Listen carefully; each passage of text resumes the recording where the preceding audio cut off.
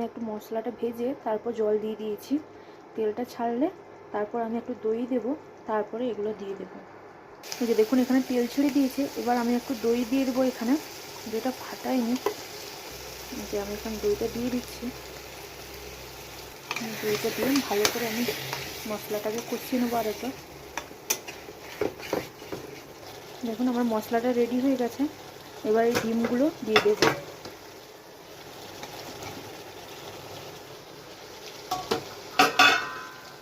তারপরে একটু জল দিয়ে দেবো। এটা একটু ভালো করে মাখিয়ে নিয়ে তারপরে জলটা দিয়ে দেবো। এই যে দেখুন এবার আমি জলটা দিয়ে দেবো। এই যে দেখুন এখানে আমি তো জল দিয়ে দিয়েছিলাম, এবার ফুটতে শুরু করে দিয়েছে। অনেকটা জল দিয়েছিলাম, অনেকটা শুকিয়ে গেছে। এবার ওপর দিয়ে একটু গরম মশলা দিয়ে দেবো, দিলে হয়ে যাবে ডিম ভাপা ঝোল। আমি গরম মশলাটা একটু দিয়ে দিই।